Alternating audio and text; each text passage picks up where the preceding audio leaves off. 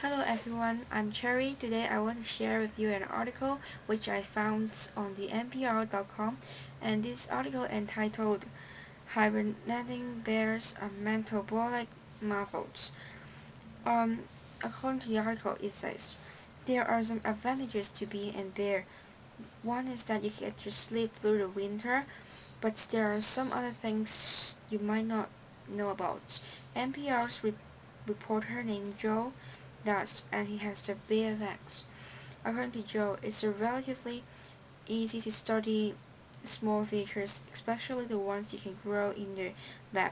But Brian, a professor from the University of Alaska, wants to study bears, in particular, hibernating bears.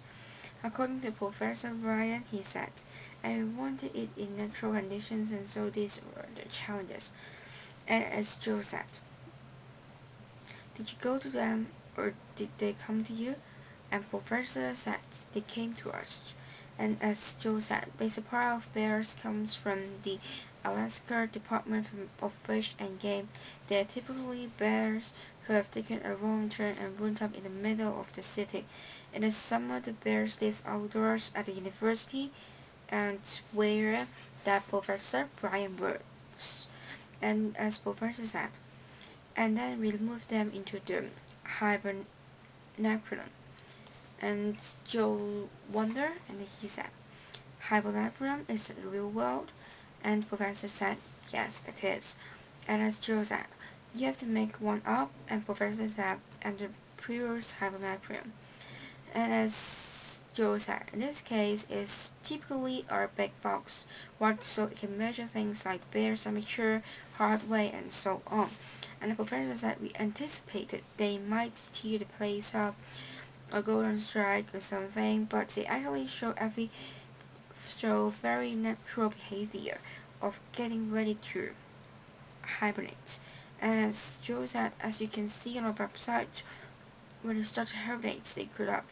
And as Professor said, they go to sleep, they begin to quiet their heart rate and slow the breathing and so on.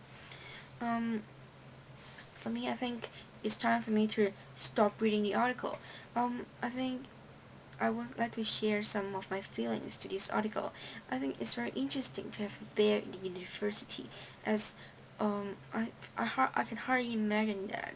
If just imagine if there's a bear in Mainland, I think that's really impossible to keep a bear in a university or in any university in Hong Kong. And so I think the professor of this university is so brave. As for the skills improving fluency, I think reading these articles is a very good resources to help me to improve my fluency in speaking English, and as I can follow the tone and the speech of the speaker, and so I think practice makes perfect. It helped me to improve my fluency in speaking English. Thank you.